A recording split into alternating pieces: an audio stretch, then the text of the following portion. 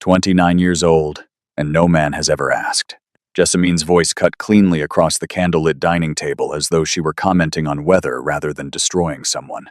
Corisande covered her mouth with gloved fingers, pretending to hide laughter she wanted everyone to hear. The dining hall of Ashgrove Hall glittered with imported crystal and silver, polished until it ached beneath the eye. Roasted venison steamed beside bowls of buttered parsnips, honeyed carrots, and warm bread rolls that filled the room with a comfort nobody directed toward Elowen. She sat at the lowest chair, furthest from her father, wearing the same dark gray dress she had worn every Sunday for as long as the servants could remember. The lace along the collar had thinned from washing. A careful stitch near the left sleeve showed where she had repaired it herself the previous autumn. Beside her sisters, draped in emerald taffeta and ivory silk, she looked like a servant who had accidentally taken the wrong chair. Jessamine leaned toward her husband, Lord Fenwick, and whispered something that made him chuckle quietly behind his wine glass.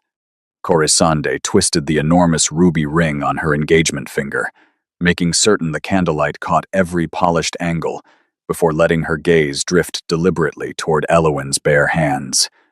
"Perhaps we should place an advertisement in the London papers." Corisande tilted her head with a bright, sharp smile. Surely some aging clergyman somewhere requires a wife who organizes linen cupboards exceptionally well. Laughter spread across the table. Two visiting families joined in cautiously, unsure whether the joke was appropriate but unwilling to risk offending their hosts by staying silent. A young officer seated near the fireplace smothered a grin behind his napkin. Lady Serene Ashgrove pressed her lips together tightly and glanced toward her eldest daughter with an expression that begged only one thing.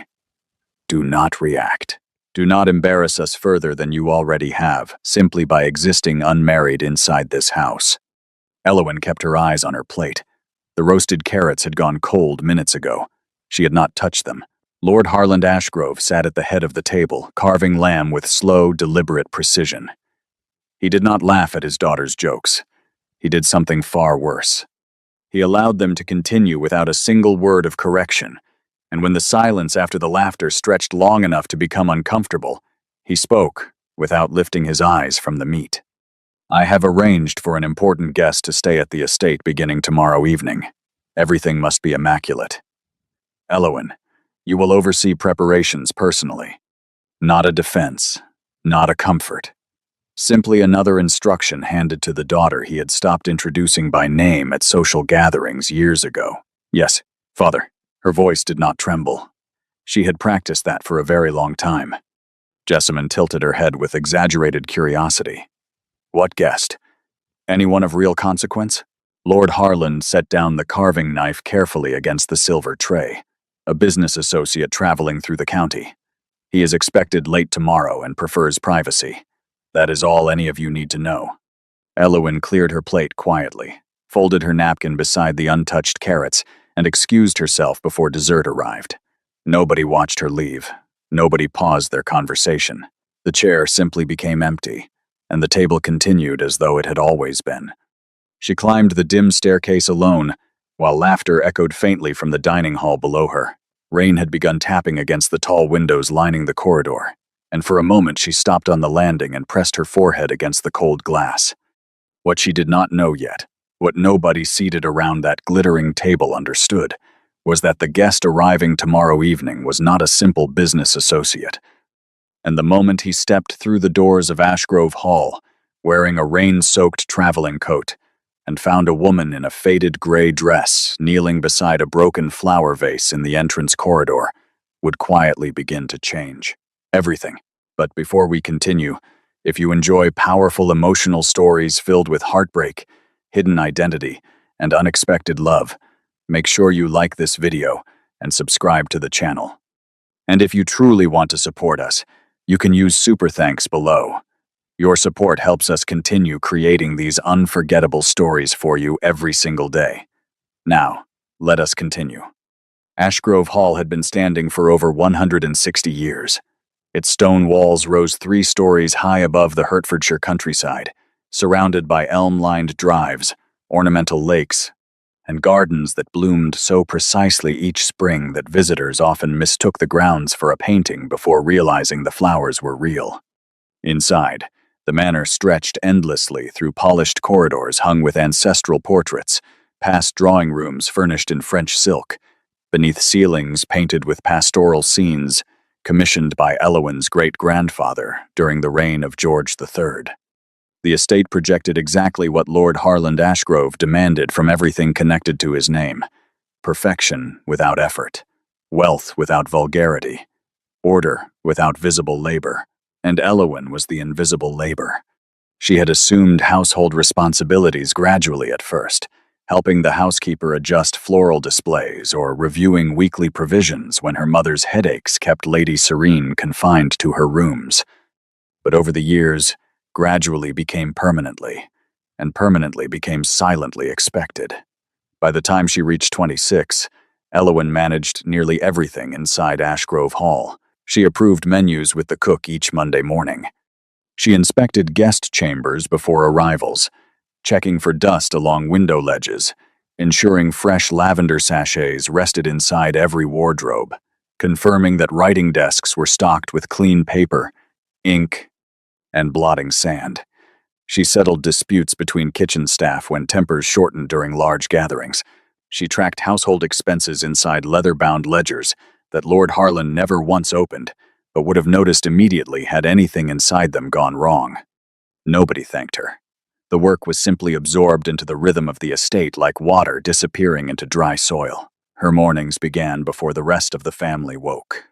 While Jessamine and Corisande slept beneath embroidered coverlets in bedrooms warmed by fires lit at dawn by servants, Elowyn was already moving through the lower corridors, checking supplies, confirming deliveries, and greeting tradesmen who arrived at the kitchen entrance carrying crates of salted fish, sacks of flour, and baskets of eggs wrapped carefully in straw.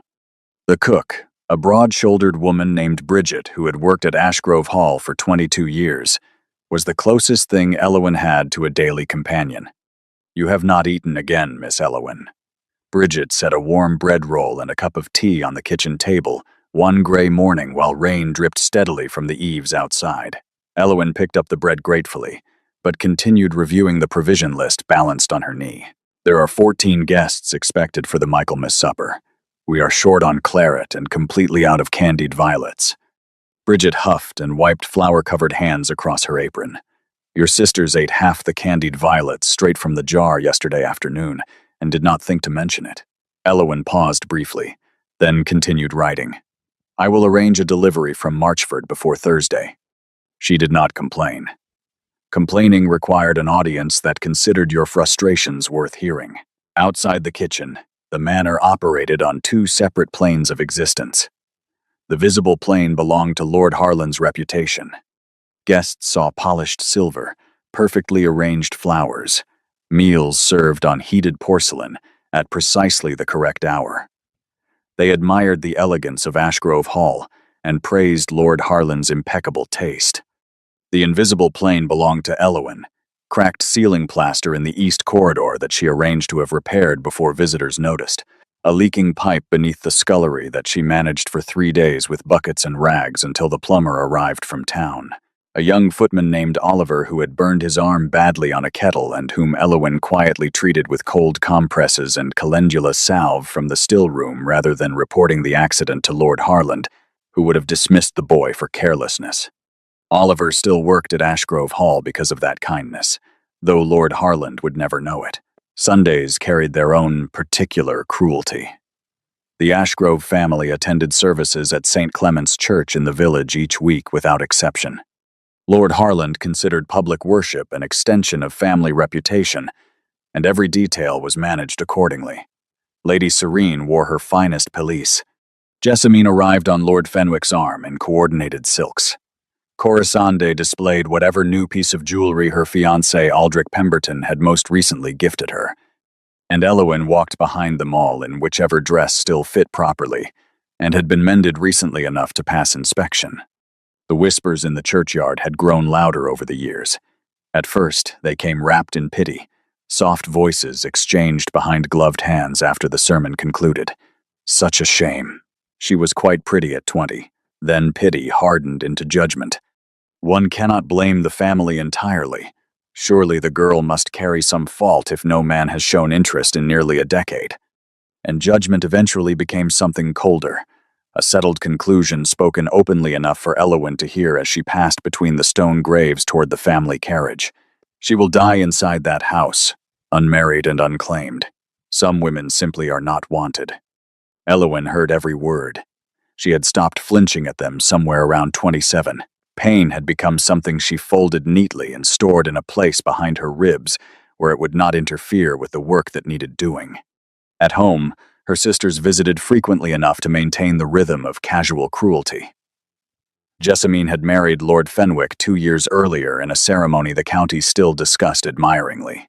She lived now in a large townhouse in Cheltenham and returned to Ashgrove Hall monthly, always arriving in new gowns with stories about dinner parties attended alongside baronets and members of Parliament. Her confidence had sharpened after marriage into something that cut without appearing to try. Corisande was younger by 5 years and engaged to Aldrich Pemberton, heir to a textile fortune that had recently expanded into shipping.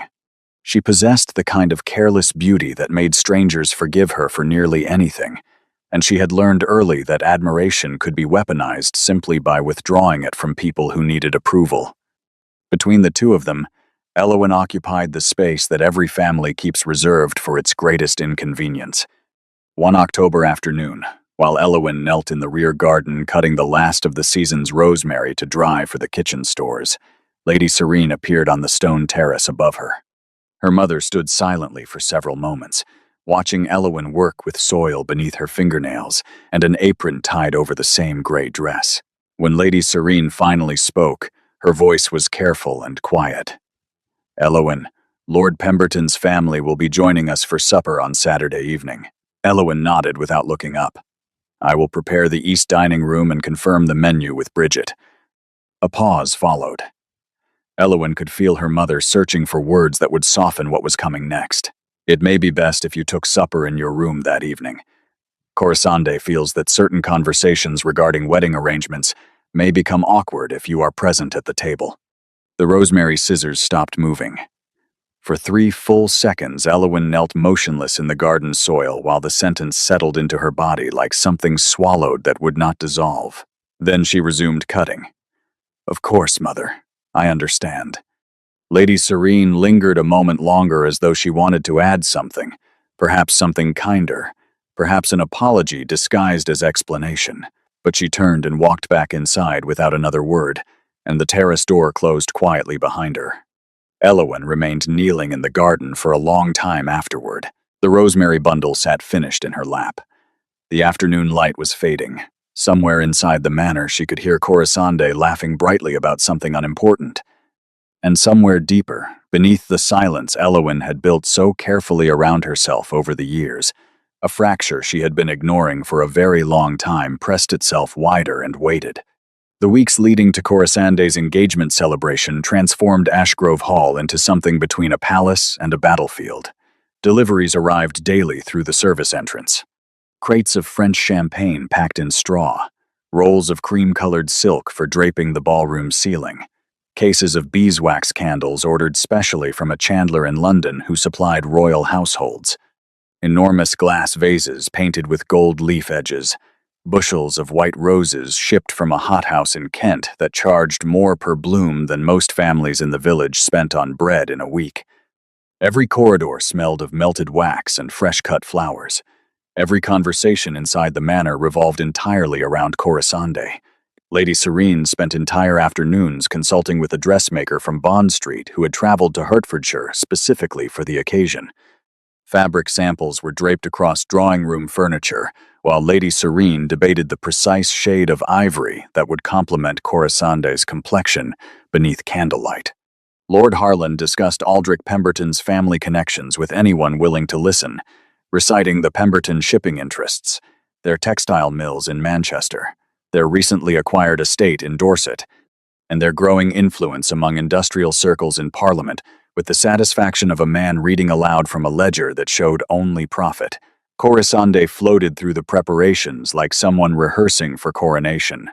She changed gowns 3 times daily, testing how different fabrics moved through doorways and how various necklaces caught the light at different angles. Maids followed her from room to room, adjusting hems and reclasping bracelets she removed and replaced every quarter hour. Meanwhile, Elowyn worked. She coordinated deliveries beginning at dawn. She supervised the hanging of silk panels across the ballroom ceiling, climbing a stepladder herself when two of the younger footmen could not align the fabric evenly along the central beam. She reorganized the seating arrangement 4 separate times after Lady Serene changed her mind about which families should be positioned nearest the head table. She resolved a heated argument between Bridget and a hired pastry chef from London who insisted on rearranging the entire kitchen to accommodate his equipment. She counted silverware, inspected crystal glasses for chips, tested chair cushions for uneven stuffing, confirmed that musicians had received correct directions to the estate, and arranged overnight accommodation for guests traveling from distances too far to return home the same evening. By the morning of the celebration, her hands ached from carrying trays and adjusting decorations. A dull exhaustion pressed behind her eyes that no amount of cold water splashed across her face could remove. But the ballroom looked magnificent. 300 candles filled the chandeliers above polished marble floors that reflected the light until the entire room appeared to glow from beneath.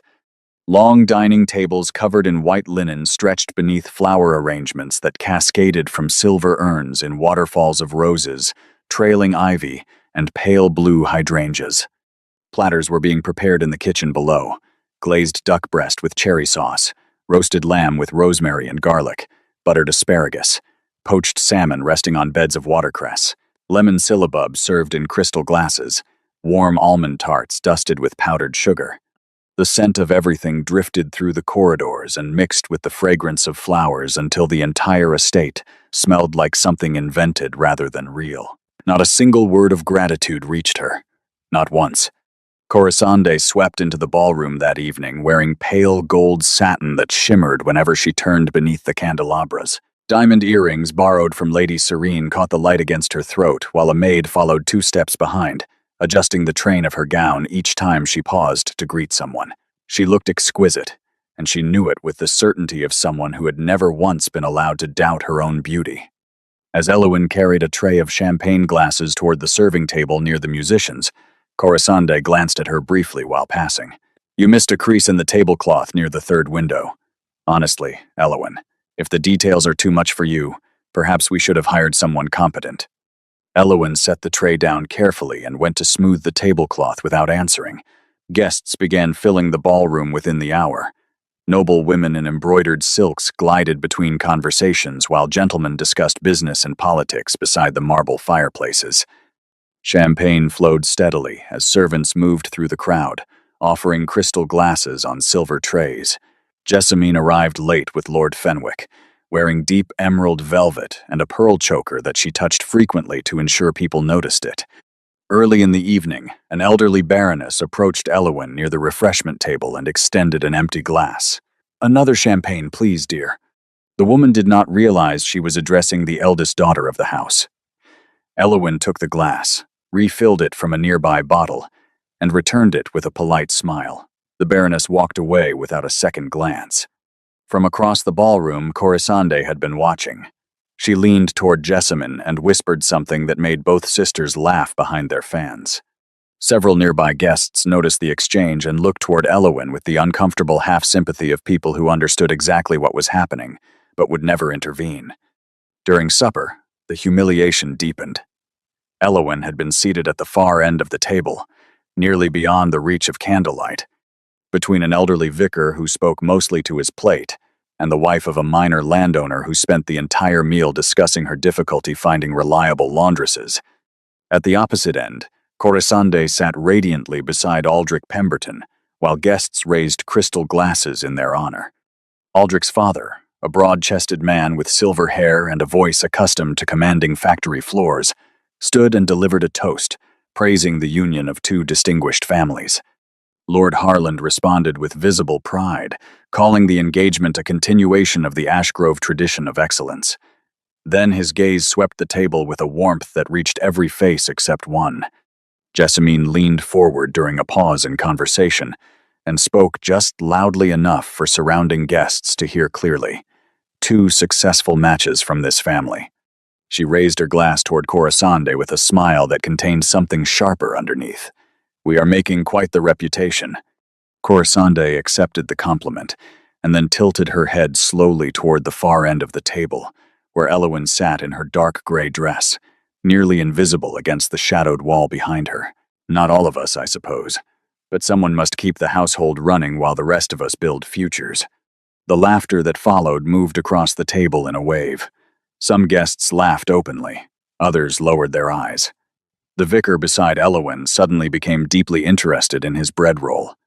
Lady Serene fixed her gaze on a flower arrangement directly ahead and did not look toward her eldest daughter at all.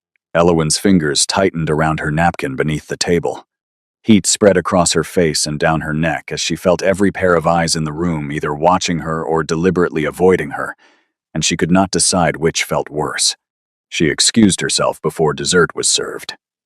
This time, the act of standing and walking away from the table drew a brief silence that confirmed everyone had been aware of what just happened and simply allowed it. The kitchen corridor was warm and dim.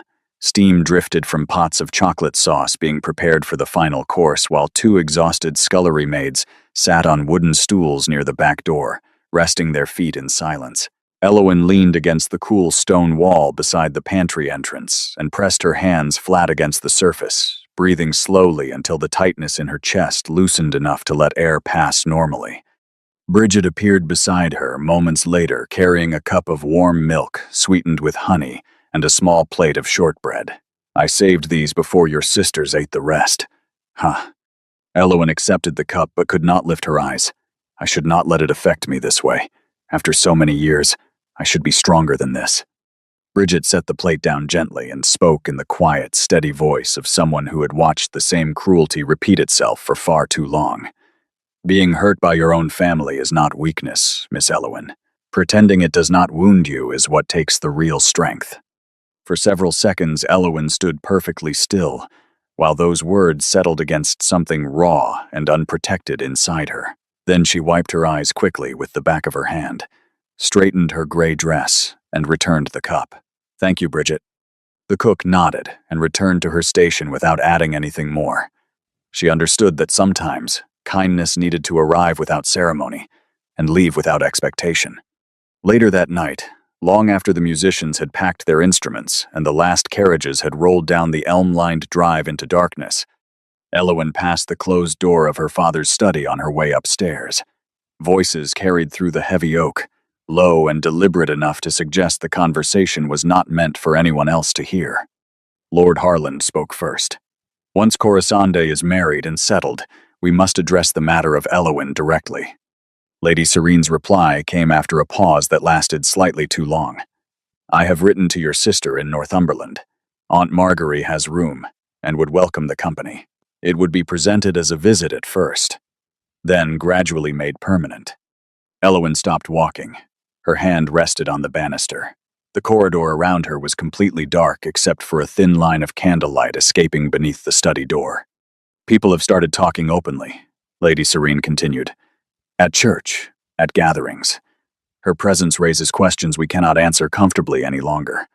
Lord Harland's voice was not angry. It was something colder than anger. It was resolved. "Then we are agreed. After the wedding, arrangements will be made." Elowen stood motionless in the darkness for what felt like a very long time. She did not cry.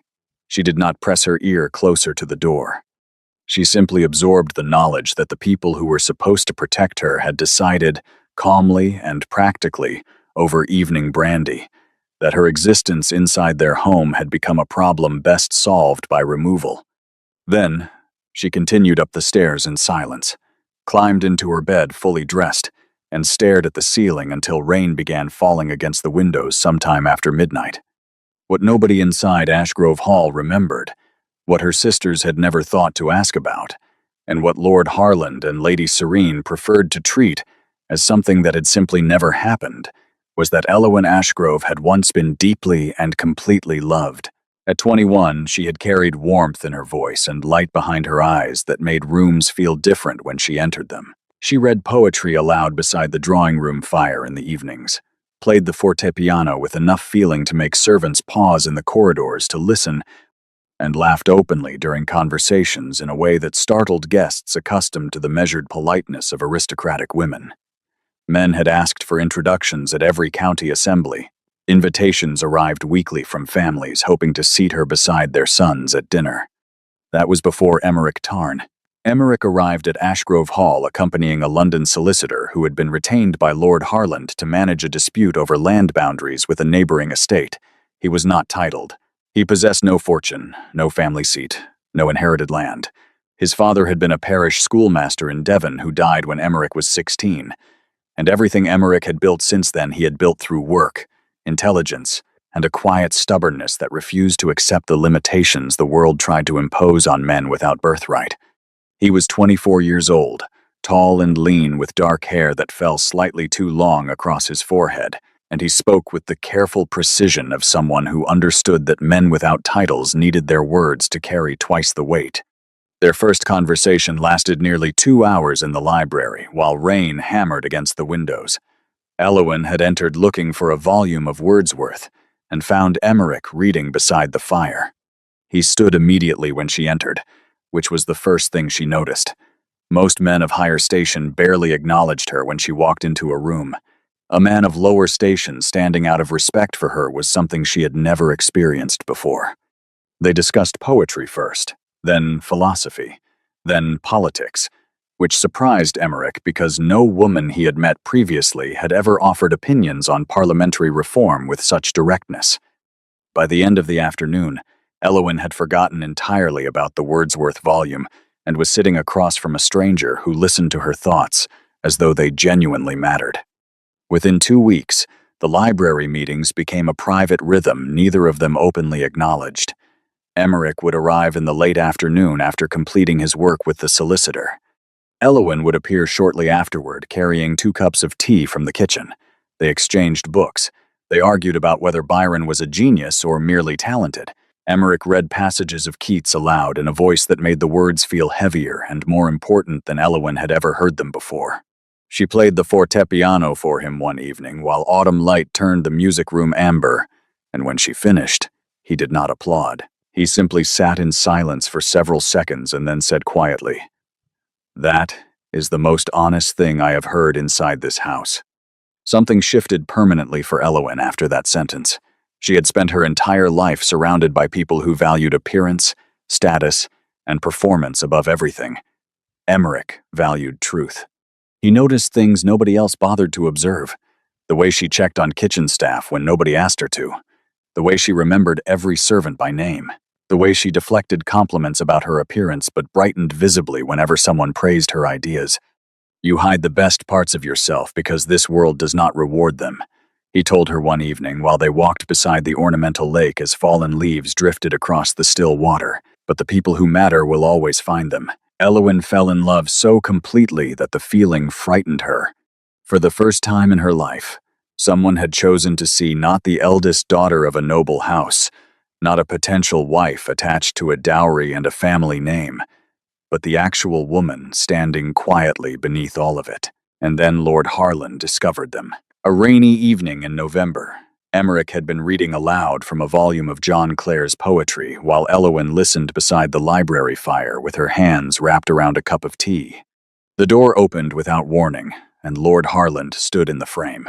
The silence that followed lasted only a few seconds, but Elowyn felt the temperature in the room collapse. The confrontation happened that same night behind the closed doors of the study.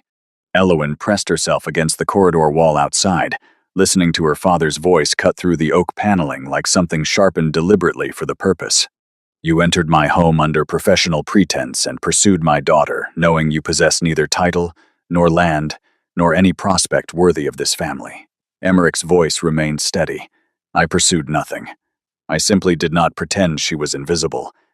The sentence cracked something open inside the argument that Lord Harland could not repair with volume or authority, but he did not need to repair it. He simply needed to end it.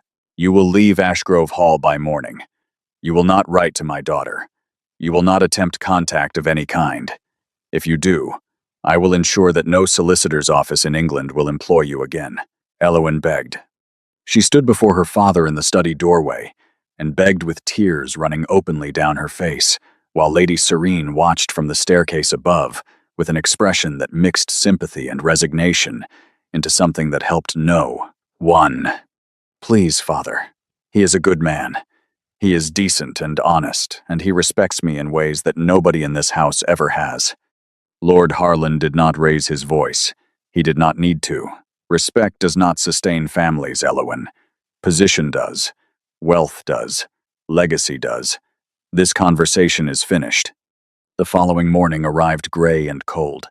Elowen found Emmerich standing beside the front gate with his single leather case resting on the wet gravel. Rain soaked through his dark coat while the hired carriage waited behind him with the driver already seated and impatient. I will come back for you. His hands held hers tightly enough that she could feel his pulse through his fingers. I swear it. Elowen watched the carriage disappear down the elm-lined drive until it passed beyond the hill and the sound of wheels faded entirely into the rain. She waited for letters. Through December, through Christmas, through the frozen silence of January. She checked the post every morning before the butler collected it, terrified that Lord Harland would intercept anything bearing Emmerich's handwriting. Nothing arrived. In February, a brief notice appeared in a London newspaper that the solicitor's office where Emmerich had been employed had closed following financial difficulties. Elowen wrote to the office address. The letter was returned unopened. In March, she received a short message from a clerk who had worked alongside Emmerich. The letter was only 4 lines long. It explained that Emmerich Tarn had contracted typhus while traveling through northern France, seeking new employment, and had died in a hospital outside Calais. There had been no family to notify. His belongings had been sold to cover the cost of burial. Elowen remembered the exact moment she finished reading. She was standing beside the kitchen window. Outside, the first crocuses of spring were beginning to push through the frozen garden soil. The letter slipped from her fingers and drifted to the stone floor. She did not pick it up. She did not cry immediately. She simply stood very still while something foundational inside her shifted into a position it would never move from again. The woman who had once played fortepiano beside open windows and laughed during dinner conversations and read poetry aloud with feeling in her voice did not disappear overnight. She faded. Slowly, over months that stretched into years, until the silence she carried became so familiar that people forgot she had ever been any different. And the gray dress she began wearing around that time, the one her sisters mocked so casually at every gathering, had been the dress she was wearing the morning Emmerich promised he would return. Jessamine's marriage to Lord Fenwick had been celebrated as the finest match the Ashgrove family had produced in 2 generations. Lord Fenwick possessed a barony, a handsome townhouse in Cheltenham, a country estate in Gloucestershire, and the kind of easy, practiced charm that made women trust him immediately and men overlook him instinctively. What society never discussed openly, and what Jessamine had only begun to understand fully in the months following the wedding, was that Lord Fenwick's charm was not reserved exclusively for his wife. The first rumor reached Jessamine through a letter from a school friend who had spotted Lord Fenwick dining privately with a young widow in Bath during a week he had claimed to be attending agricultural meetings in Bristol. Jessamine dismissed it immediately. She laughed about it to Lady Serene during a visit home and called her friend dramatic and bored. The second rumor arrived 3 months later through a different source. This time it was a conversation overheard at a garden party. 2 women discussing Lord Fenwick's frequent evening absences from home and the particular attention he seemed to pay to a certain opera singer who had recently arrived in Cheltenham from London. Jessamine stopped laughing after that. She never confronted Fenwick directly. The risk was too great. A public accusation of unfaithfulness would damage her own reputation far more than his, and she understood with painful clarity that society punished wives who complained about wandering husbands far more harshly than it punished the husbands themselves. Instead, she managed the situation the way she had been taught to manage everything. Silently, carefully, with a smile fixed permanently in place and the slow, corrosive understanding that the marriage she had displayed so proudly before society was rotting quietly from the inside. Corisonde's situation revealed itself differently. Aldrich Pemberton had courted her with overwhelming generosity. Flowers arrived daily during the engagement. Gifts appeared without occasion. He complimented her constantly before guests, and held her hand at every public gathering with a possessiveness that Corisande initially mistook for devotion. But after the engagement was secured, small changes began surfacing. Aldrich questioned the cost of a hat Corisande purchased during a visit to London. He suggested that certain friends of hers were unsuitable company for the future wife of a Pemberton.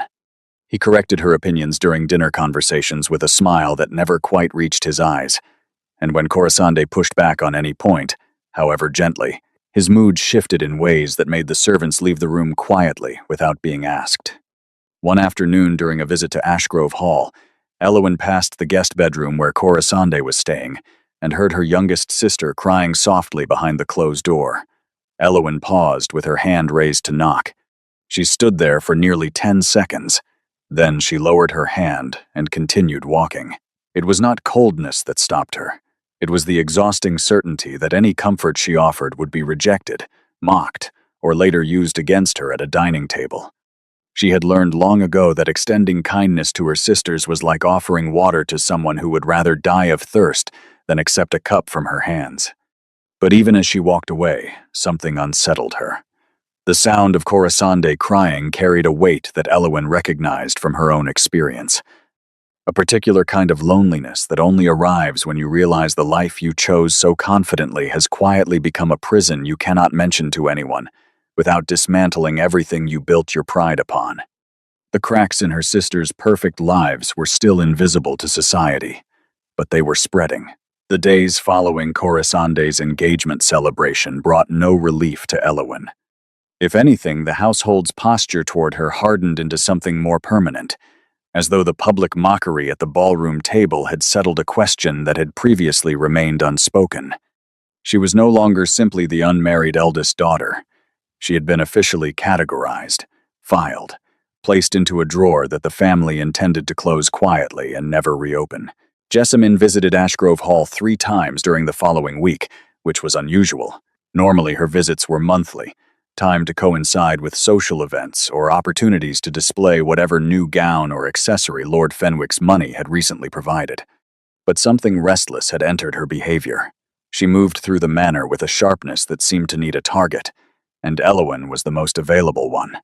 "You really ought to consider Aunt Margery's offer seriously," Jessamine said one afternoon, while examining her reflection in the drawing-room mirror and adjusting a pearl earring. "Northumberland is quite beautiful in its own way. Quiet, remote. Exactly the kind of place where a woman in your position could live comfortably without the pressures of society reminding her of what she has not achieved." Elowyn was arranging fresh candles in the wall sconces near the door.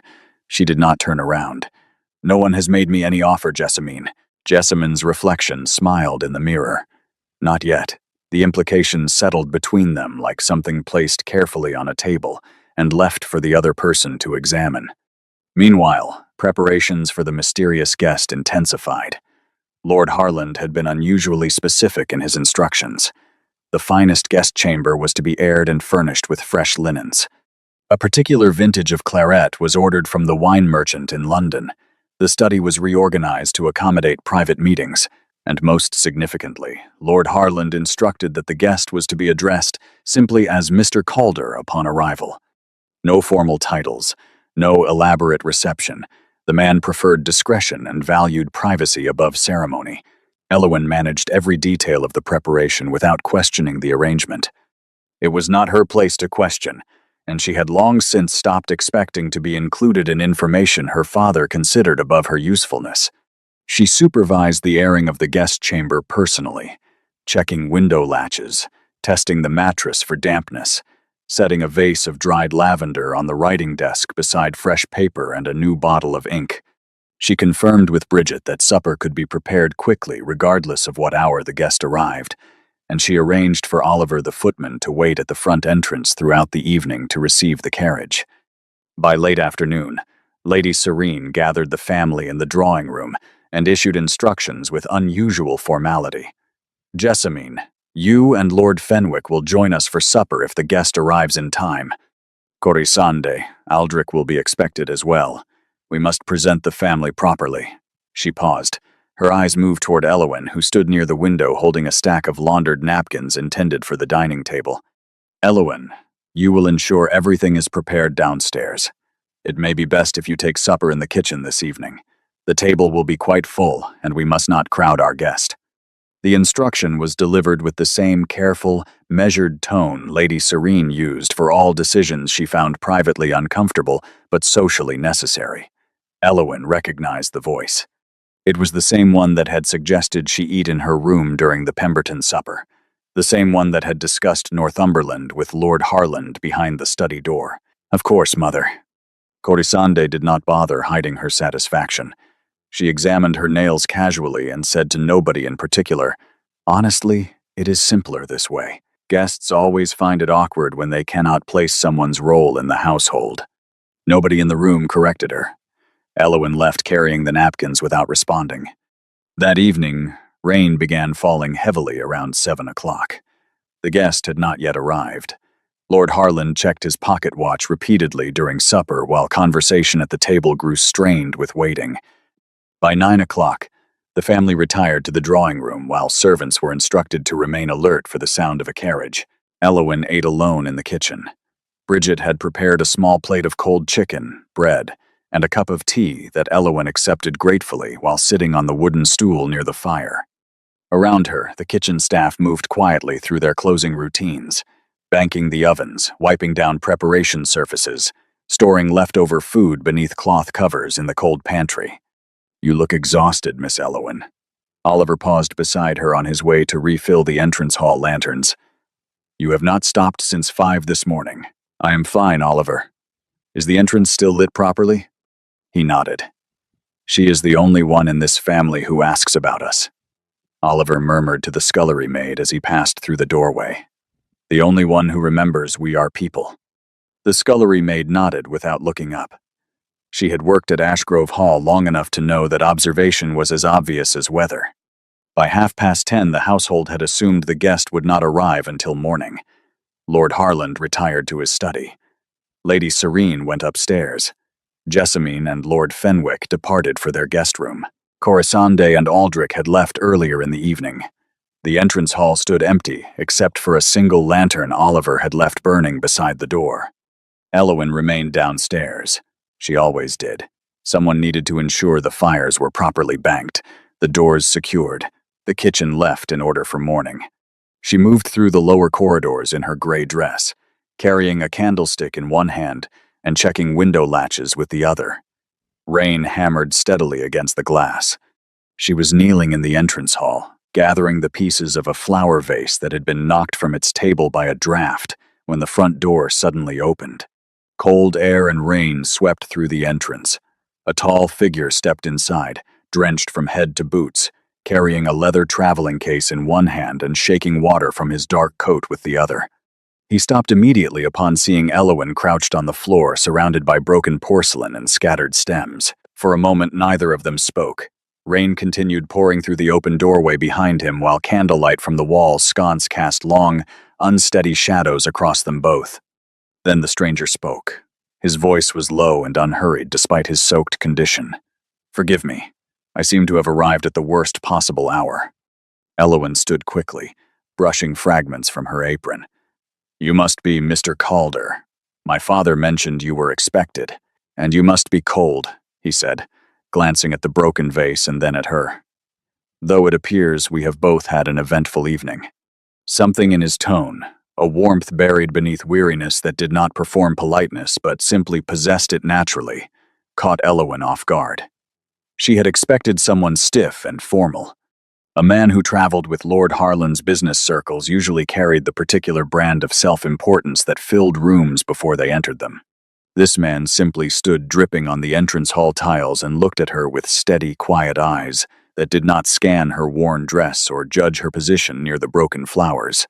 She did not know yet that the man standing before her held estates across 4 counties, controlled shipping routes that reached 3 continents, sat on advisory boards that counseled Parliament directly, and carried a title that would have made every person sleeping inside Ashgrove Hall scramble downstairs in their finest clothes had they heard it spoken aloud. She did not know that Theron Calder was the Duke of Thornhaven, and he did not tell her.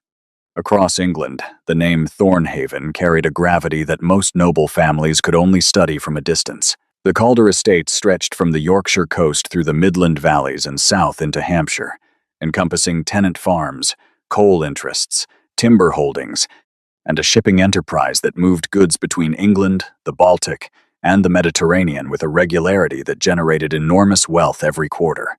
Thornhaven Hall itself, the ancestral seat overlooking the North Sea from a cliff face so sheer that gulls nested below the garden walls, had been described by a visiting French diplomat as the most formidable private residence in the British Isles. Theron Calder, the 6th Duke of Thornhaven, had inherited the title at 22 following his father's sudden death from a stroke during a parliamentary session. The weight of it had landed on him without warning and without preparation, and he had spent the 14 years since then building it into something that commanded respect from men twice his age, and caution from men who understood power well enough to recognize it in silence rather than display. At 36, he was unmarried. London society found this fact endlessly fascinating and deeply frustrating. The Duke of Thornhaven was not a recluse precisely. He attended parliamentary sittings. He appeared at certain business dinners and industrial exhibitions. He corresponded regularly with political figures and occasionally accepted invitations to private gatherings hosted by families whose connections served strategic purposes. But he had withdrawn almost entirely from the social world that most men of his rank treated as essential. He attended no balls. He accepted no introductions arranged by ambitious mothers. He returned invitations to country house parties unopened, and when young noble women attempted conversation at the rare events where he did appear, they encountered a courtesy so perfectly maintained and so completely empty of personal warmth that most walked away feeling as though they had spoken to a portrait rather than a man. People called him cold. Some called him arrogant. A few, usually women who had failed to capture his attention, called him damaged beyond repair and advised their friends not to waste their time. The truth behind the reputation was simpler and more painful than any of them guessed. 5 years earlier, Theron had allowed himself to believe that Lady Seraphine Duval loved him. Seraphine was the daughter of a viscount with depleted finances and abundant beauty, and she had entered Theron's life during a political dinner in Westminster with the precision of someone who had studied her target carefully before approaching. She laughed at his observations without overdoing it. She asked questions about his work that demonstrated genuine understanding of business and governance. She complimented nothing about his wealth or title, and instead praised his judgment, his temperament, and the way he listened to people before responding, which she called the rarest quality in any powerful man she had ever met. Theron, who had spent years surrounded by flattery so transparent it insulted his intelligence, found Seraphine's restraint disarming. She seemed to want nothing from him except his company. For the first time since inheriting a title that made every human interaction feel transactional, he experienced what he believed was a genuine connection. He courted her openly. He introduced her to his mother. He discussed marriage with his solicitor and began quietly arranging the legal frameworks necessary for a union between Thornhaven and the Duval family. London newspapers printed favorable commentary about the expected engagement. Then Theron discovered the letters. They were hidden inside a writing desk Seraphine had left at Thornhaven Hall following a weekend visit.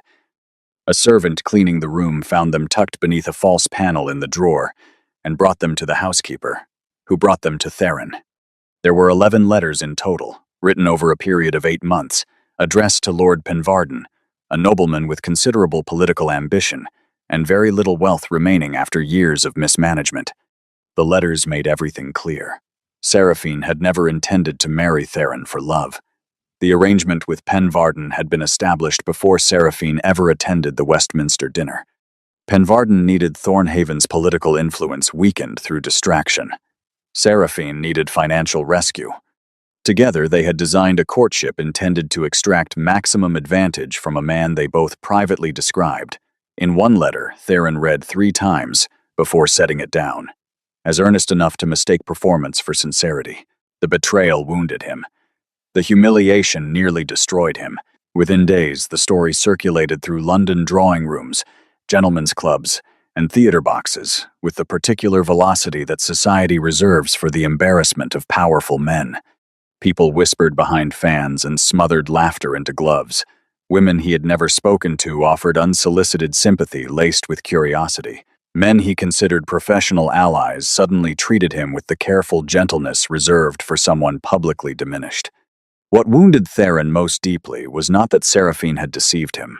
It was that she had identified the precise vulnerability that made deception possible: his loneliness, his desire to be valued for something beyond his title, and had exploited it with surgical accuracy.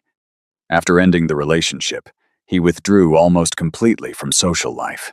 He buried himself in estate management, parliamentary correspondence, and the quiet, controllable mechanics of business, where intentions were stated in contracts and betrayal carried legal consequences rather than merely emotional ones. His mother, the Dowager Duchess Venetia Calder, watched the change in her son with growing alarm. She visited Thornhaven Hall regularly and found him each time sitting alone in the same study, surrounded by documents, with supper trays returned to the kitchen untouched. "You are building a fortress around yourself, Theron." She stood beside the fireplace one December evening, while snow accumulated on the window ledges outside. "And fortresses keep out more than enemies." Theron did not look up from his correspondence. "I am not hiding. You have attended 3 social events in 2 years. I attended enough for a lifetime before that." Venetia studied her son carefully. The sharpness in his face had hardened over the years, while exhaustion lingered constantly beneath his eyes. "She betrayed you, but not every woman is Lady Seraphine." Theron finally looked toward the snow-covered windows. "Most are better at hiding it." The Dowager Duchess sighed sadly. More than anything, she feared her son would die emotionally alone inside the enormous Thornhaven estate, surrounded only by wealth and bitterness. Weeks later, a letter arrived from Lord Harland Ashgrove requesting the Duke's presence at Ashgrove Hall to discuss a shipping partnership connected to Pemberton trade routes that intersected with Thornhaven's Baltic interests. Under ordinary circumstances, Theron would have declined and sent his solicitor instead. But the financial details were complex enough to warrant personal review, and Ashgrove Hall's location along his planned northward route made the stop geographically convenient. He instructed Lord Harland that he would travel without retinue and preferred to be addressed without title during his stay. The carriage departed Thornhaven Hall on a gray afternoon beneath low clouds that promised rain before nightfall. Theron sat alone inside, watching the countryside pass through rain-streaked glass, while thinking about nothing except contracts, tonnage figures, and the quiet relief of arriving somewhere nobody would try to marry him to their daughter. He did not think about the woman in the gray dress. He did not yet know she existed. The morning after his arrival, Elowyn woke before dawn as always and descended to the kitchen to begin the day's preparations. The house was still silent. Gray light pressed against the windows while the first embers of the kitchen fire crackled inside the iron stove. She had not slept well. The encounter in the entrance hall the previous night had unsettled her in a way she could not fully explain. Mr. Calder had been nothing like the men who typically visited Ashgrove Hall. He had not looked past her. He had not treated her as staff. When she had apologized for the broken vase and offered to arrange a proper welcome in the morning, he had waved the suggestion away gently and said that a warm fire and a dry room were welcome enough, and that he hoped she would not trouble herself further on his account. He had spoken to her as though she were a person worth speaking to. The simplicity of that had kept her awake past midnight. She was carrying fresh bread from the kitchen to the breakfast room when she passed the guest chamber door and heard movement inside. Mr. Calder was already awake. She hesitated briefly, then knocked gently. "Good morning. I've arranged breakfast in the East Room whenever you are ready, sir. If there is anything you require, please do not hesitate to ask." The door opened. Theron stood dressed in a simple dark coat without cravat or waistcoat, his hair still slightly disordered from sleep. He looked at Elowyn with the same steady, unhurried attention that had caught her off guard the previous evening. "You are Lord Harland's daughter." It was not a question. Elowyn blinked. He had recognized her as family rather than staff. Even guests who had dined at the estate multiple times frequently made the opposite mistake. "Yes, I am Elowyn." He nodded. "You were collecting broken porcelain from the floor at 11 o'clock at night while the rest of the household slept." That seems like rather a lot of responsibility for someone who was not introduced to me at supper. The observation landed with a gentleness that somehow made it more pointed. Elowen felt heat rise into her face. She opened her mouth to offer the usual explanation, some careful arrangement of words designed to make her situation sound voluntary and comfortable, rather than what it actually was. But something about the way he was looking at her, patient, direct, free of judgment but clearly unwilling to accept a rehearsed answer, stopped the familiar script before it reached her lips. My father prefers a small table for business guests. I oversee household arrangements. It suits everyone well. Theron studied her for a moment longer. Then a faint, barely visible shift moved across his expression. Not a smile exactly. Something closer to recognition. It suits everyone except you, I suspect. Elowen could not answer that honestly, without dismantling something she had spent years constructing. So she simply held his gaze for a moment, then lowered her eyes politely. Breakfast is ready whenever you wish, Mr. Calder. She turned and walked toward the kitchen before the conversation could deepen further. But she carried the weight of that sentence with her through the entire morning. It suits everyone except you. Nobody had ever said anything like that to her. Nobody had even thought to look closely enough to notice. The formal introduction came that evening at supper. Lord Harland had dressed with unusual care and arranged the dining table to project maximum elegance. Silver candelabras burned at measured intervals. The finest claret had been decanted for 2 hours. Jessamine and Lord Fenwick attended in their best evening attire, while Corisande wore a new cream silk gown with pearl buttons that Aldrich had sent from London, specifically for the occasion. Elowen had been told once again to eat in the kitchen, but this time, Theron interrupted the arrangement before it took hold. He had entered the dining room precisely on time, greeting Lord Harland with the courteous but minimal formality of a man who did not enjoy ceremony. Introductions moved around the table.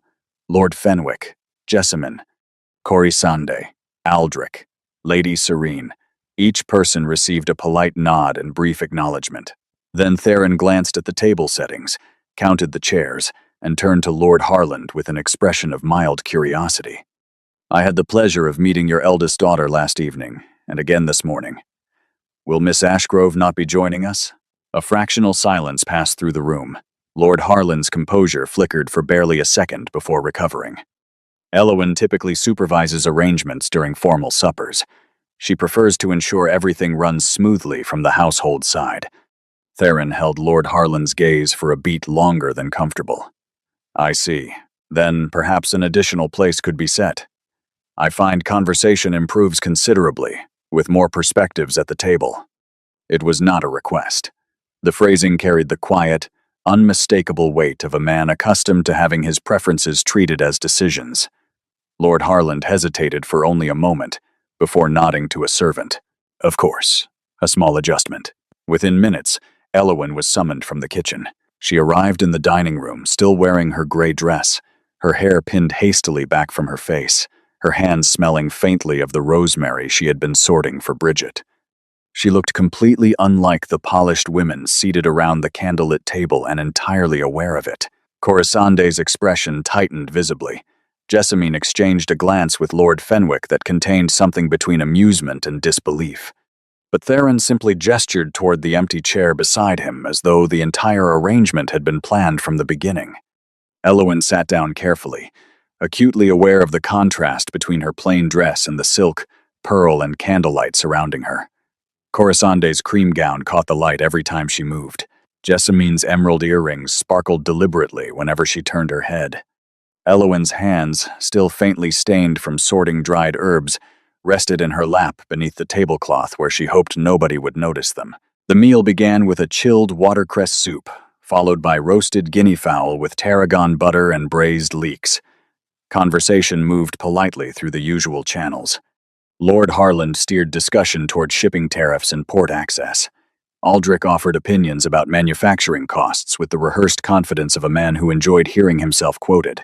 Midway through the second course, a young kitchen maid entered, carrying a heavy tureen of sauce.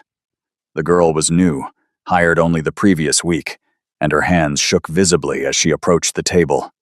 As she leaned forward to set the tureen beside the guinea fowl, her elbow caught the edge of a bread plate. The plate slid toward the table's edge with a sound that made every guest pause. Elowen caught it. Her hand moved instinctively, steadying the plate before it fell, and in the same motion she placed her other hand gently on the girl's wrist. "You are doing well," she murmured quietly enough that only the maid and the guest beside her could hear. "Take a breath. There is no hurry." The girl's trembling steadied. She set the tureen down successfully and retreated toward the kitchen with a grateful glance that lasted barely a second but carried genuine relief.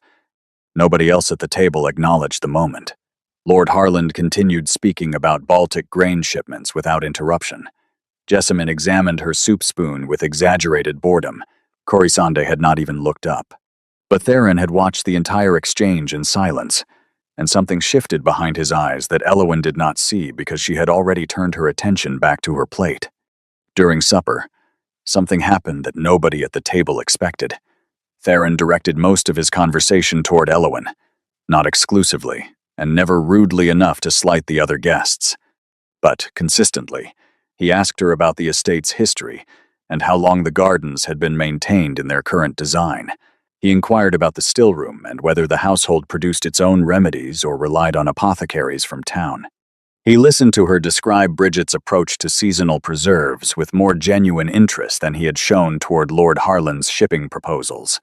When Elowen mentioned that 2 of the elm trees lining the main drive had been lost to disease the previous winter, Theron asked whether she had arranged replacements. She told him she had sourced saplings from a nursery in Suffolk and planted them herself on a cold morning in March.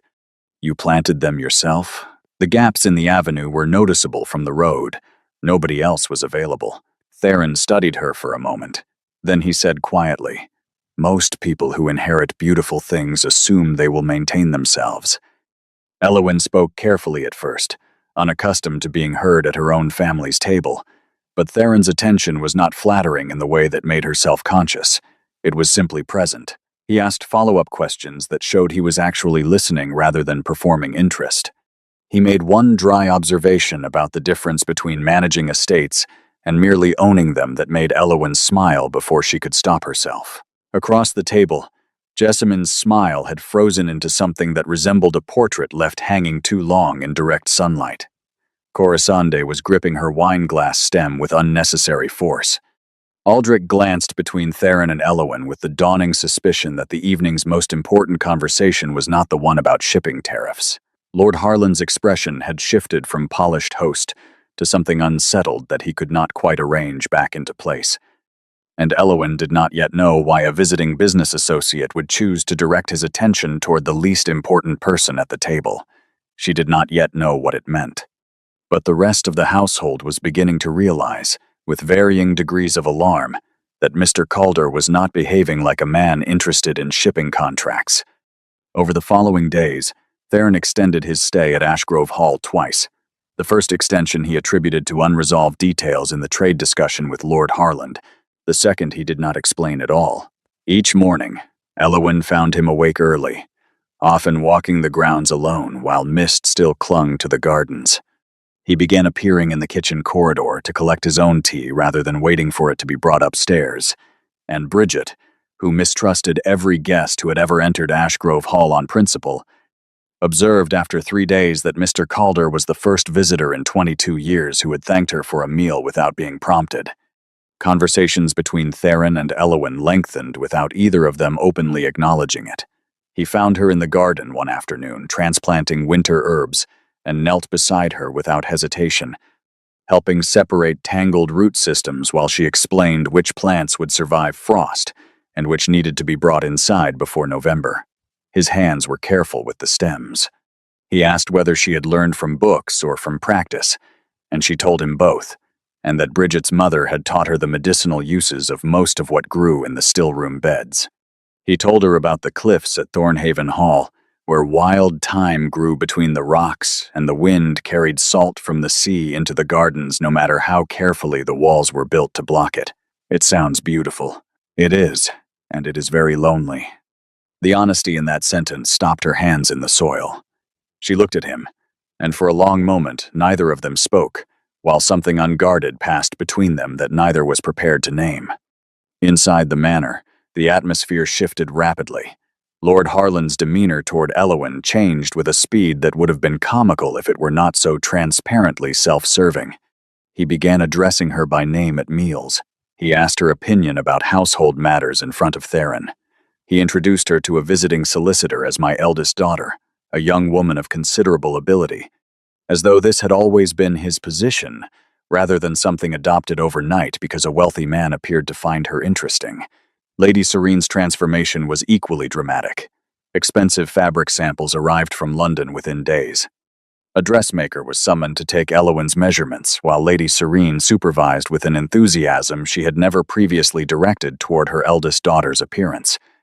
"You must wear something more suitable for dinner this evening."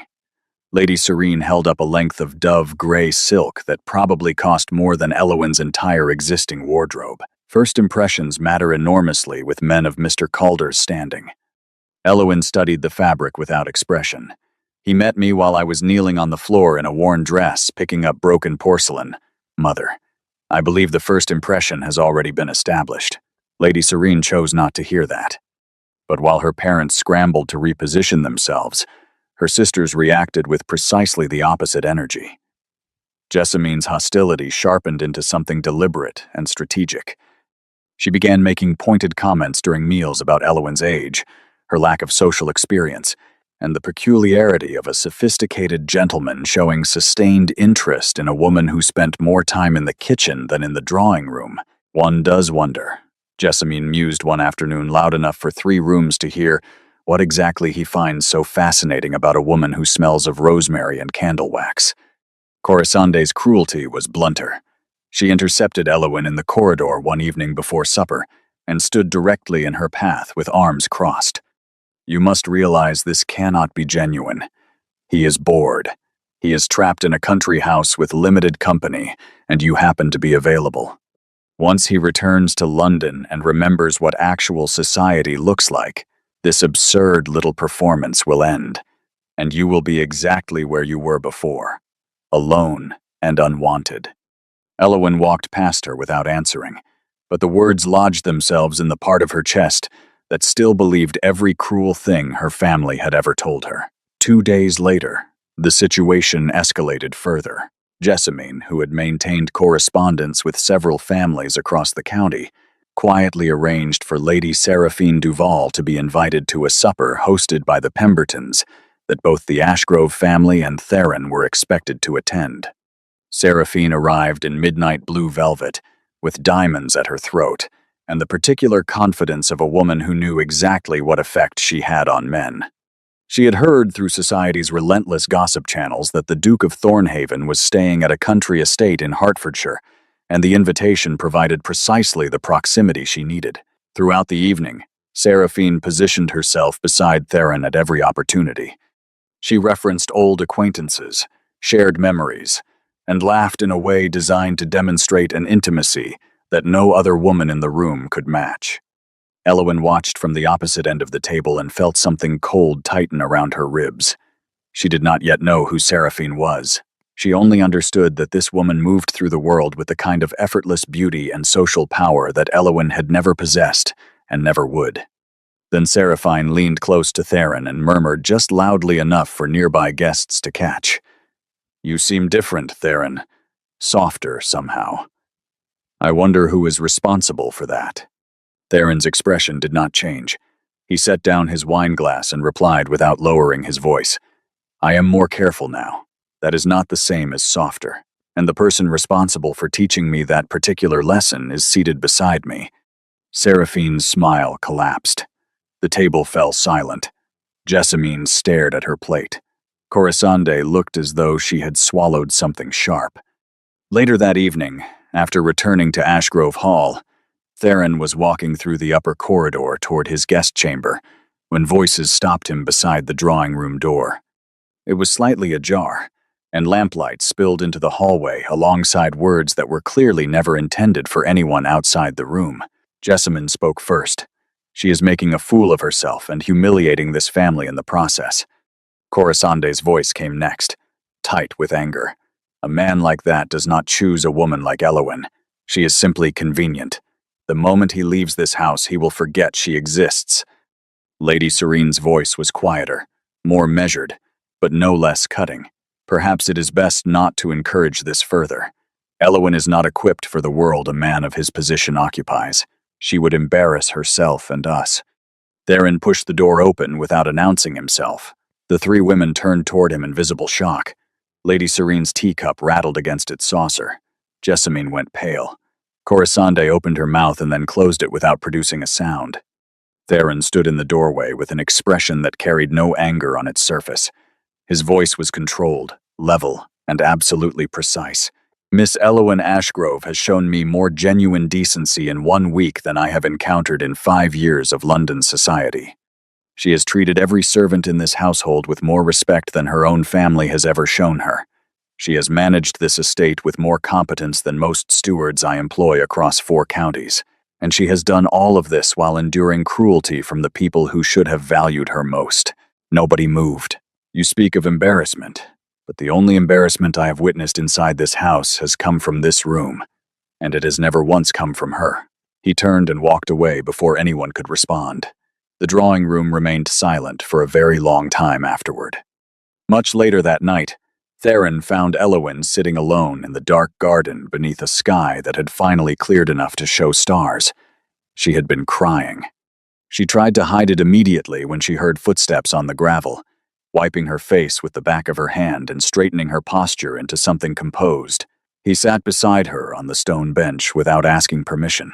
You heard what they said. Elowin's voice was small and rough from tears. Yes. A long silence passed. Night air moved through the garden, carrying the scent of late roses and damp earth. Nobody in my life has ever spoken for me the way you did tonight. Her voice broke slightly on the final word.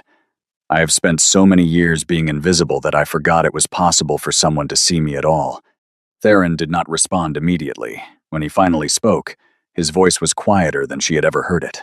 I spent 5 years believing that no one would ever look at me without calculating what they could take. You looked at me on the first night we met, soaking wet and unannounced, and offered me warmth without knowing anything about me except that I was cold. That is not invisible, Elowin. That is the rarest thing I have ever encountered. She could not speak after that. She simply sat beside him while tears she no longer tried to hide ran silently down her face, and the stars turned slowly overhead. What she did not know, what he had not yet told her, was that the man she knew as Mr. Calder had written to his solicitor in London 3 days earlier, requesting the retrieval of his grandmother's engagement ring from the Thornhaven family vault, and what neither of them knew was that the ring was already on its way. The midwinter ball at Hartfield Park was the most anticipated social event in the county. Lord Barrington, the Lord Lieutenant, hosted the gathering annually inside the enormous gilded ballroom of his estate, and attendance was considered both a privilege and a public measure of one's social standing. Invitations were managed with diplomatic care. The families who attended understood that being seen at Hartfield carried almost as much weight as any formal title. This year, the guest list carried an additional detail that had set the entire county buzzing with speculation. The Duke of Thornhaven had accepted Lord Barrington's invitation personally. It was the first social event Theron Calder had attended publicly in over 2 years, and the fact that he had agreed to appear at a county ball rather than a London gathering sent a clear signal that something significant had shifted in his private world. Ashgrove Hall spent the days before the ball in feverish preparation. Lady Serene ordered gowns for both younger daughters from the same Bond Street dressmaker, ensuring that Jessamine and Corisande would appear flawless beneath the chandeliers. Lord Harland rehearsed conversational points about shipping partnerships in case the Duke introduced him to Lord Barrington's circle. For Elowin, a gown was provided almost as an afterthought. Lady Serene selected a pale silver dress with simple lines that she described as elegant but understated, clearly intending for Elowin to appear presentable without competing visually with her younger sisters.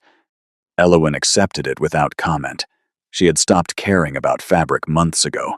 Something far more terrifying and wonderful had begun occupying the space inside her chest where fabric and appearance had once mattered. The evening of the ball arrived beneath a sky heavy with winter clouds.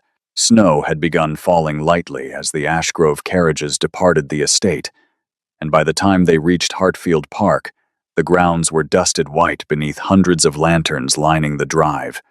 Inside, the ballroom exceeded every expectation. Crystal chandeliers hung from ceilings painted with classical scenes of mythology and harvest. Enormous fireplaces roared at both ends of the room, while long tables overflowed with roasted pheasant, glazed ham, poached pears and wine, sugared almonds, cream pastries, and towers of fruit arranged between silver candelabras. Musicians played from a raised gallery overlooking the dance floor, and the scent of pine boughs, mulled wine, and beeswax candles filled the air with the unmistakable atmosphere of celebration. Elowen had never felt more exposed.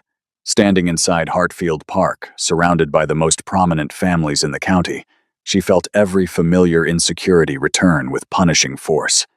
Women, younger and more beautiful, moved effortlessly through the crowd.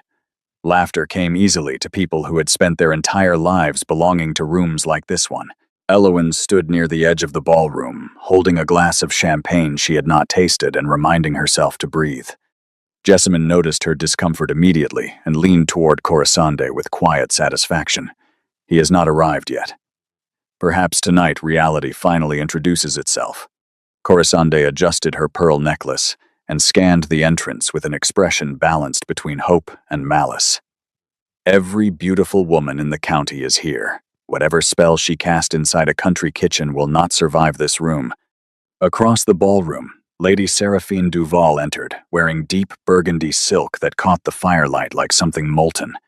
Conversations shifted immediately toward her beauty, while women stepped aside to watch her move through the crowd with the practiced confidence of someone who understood exactly how much space the world would always make for her. Then the Duke of Thornhaven arrived. The effect was immediate. Conversations paused mid-sentence. Women straightened instinctively. Mothers gripped their daughters' arms with sudden urgency, while whispering instructions through fixed smiles. Lord Barrington himself crossed the ballroom to greet Theron personally, and within moments, a gravitational shift had reorganized the entire room around his presence. For the first time, Elowen heard his full title spoken aloud. His Grace, the Duke of Thornhaven. The words hit her like cold water. Duke, not Mr. Calder, not a business associate, not a traveling gentleman seeking privacy during a quiet country visit. The Duke of Thornhaven. The wealthiest, most powerful, most sought-after unmarried nobleman in England. The man who had knelt beside her in the garden sorting herb roots. The man who had sat with her beneath the stars while she cried. The man who had defended her against her own family without hesitation, and spoken to her every day for 2 weeks as though she were the only person in any room worth hearing. Elowen's champagne glass trembled in her hand. She set it down on the nearest table before anyone noticed. Around her, the machinery of society lurched into motion. Young women positioned themselves along Theron's path. Seraphine moved closer through the crowd with calm, predatory patience. Ambitious mothers maneuvered daughters into conversational range. The entire ballroom oriented itself toward him like iron filings drawn toward a magnet. But Theron was already moving. His eyes had found Elowen the moment he entered the room, and he walked toward her with the unhurried certainty of a man who had made a decision long before arriving. In his hand, held low against his side where only someone watching closely would notice, rested a small velvet box. The music softened. Whispers cascaded through the ballroom like wind moving through dry leaves.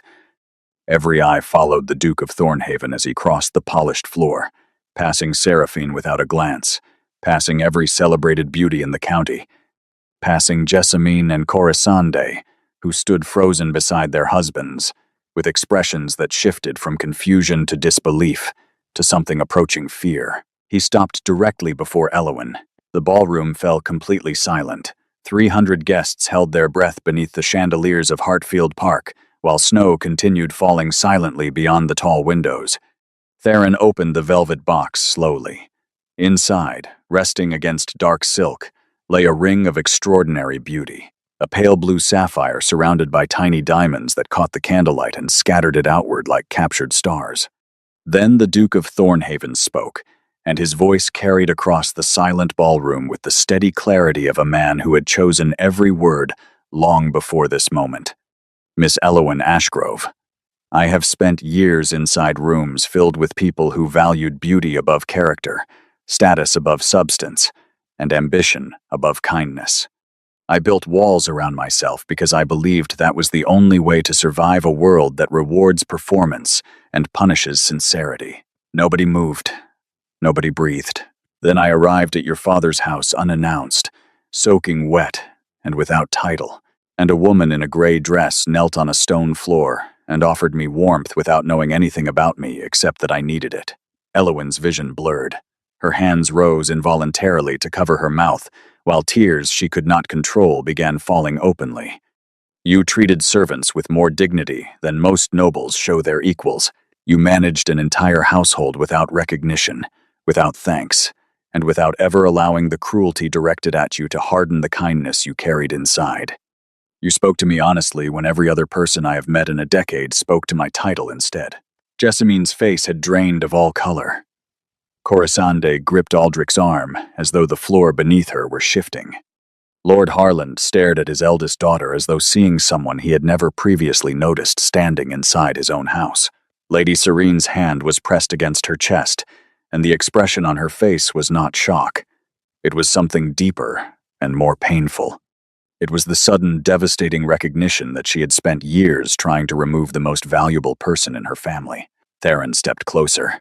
His voice dropped lower, but in the absolute silence of the ballroom, every word reached every corner. I did not tell you who I was, because I needed to know whether someone could see me clearly without my title standing between us. You did.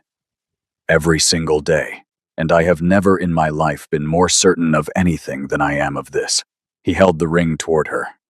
Elowen Ashgrove, will you honor me by becoming the Duchess of Thornhaven? A sound escaped Elowen that she could not have described. It was not a word. It was the sound of years of silence, humiliation, loneliness, and grief breaking apart inside her chest all at once. Tears fell without restraint.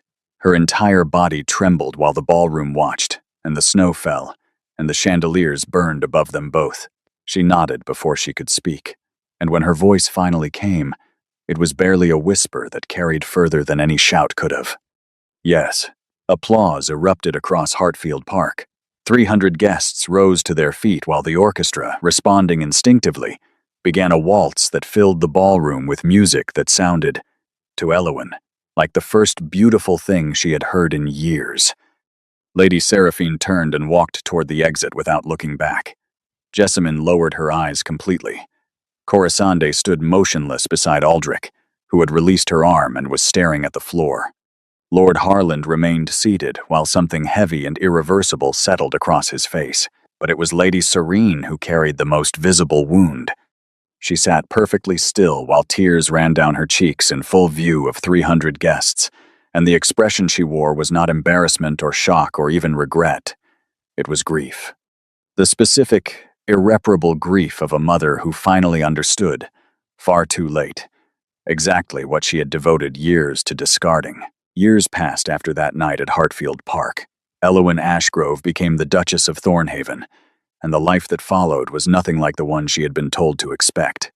She did not become beloved across England because of her title. She became beloved because she carried into Thornhaven Hall the same quiet goodness that had defined her long before anyone noticed it. She remembered every servant by name. She visited tenants during illness and brought food personally.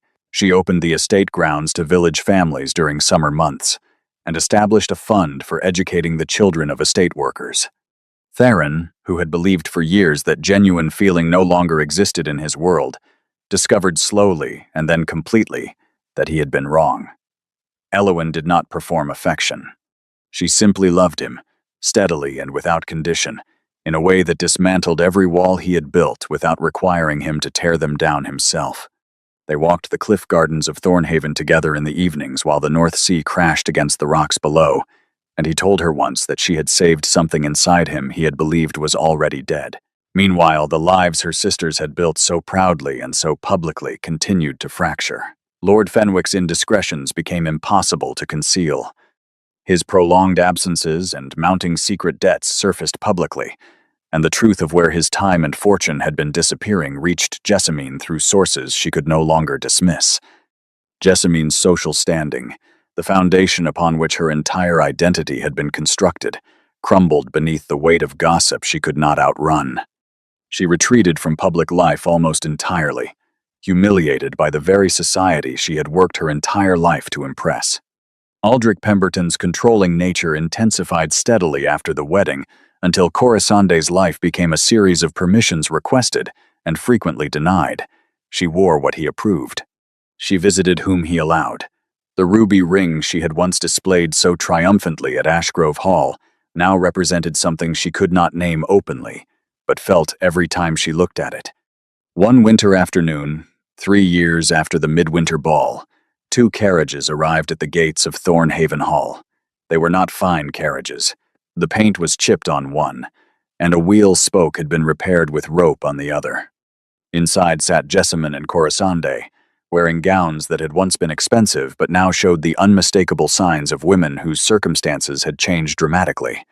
They were shown into the drawing room, where a fire burned warmly and the scent of tea and fresh bread drifted from the kitchen below.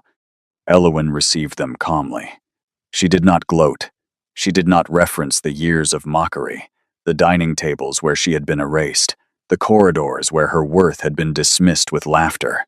She poured tea with steady hands, offered warm bread and butter, and listened while her sisters, unable to meet her eyes for longer than a moment, sat in silence and slowly began to understand the shape of what they had lost and what she had always carried. Because in the end, the greatest victory Elowyn Ashgrove ever achieved had nothing to do with titles, estates, or the validation of a society that had ignored her for a decade. The greatest victory was that she had been seen, truly and completely, by someone who understood that a woman kneeling on a cold floor in a worn gray dress, helping a stranger without knowing his name, possessed something more valuable than every diamond, every title, and every ballroom in England. And the world eventually learned what her family discovered far too late. That real worth was never carried in silk gowns or sapphire rings or family names spoken with pride at crowded tables. It lived quietly inside the people who chose kindness when cruelty would have been easier, who chose dignity when the world offered none in return, and who never stopped being gentle, even after years of being told that gentleness was the reason they had failed. It had not been failure at all. It had been the only thing that mattered.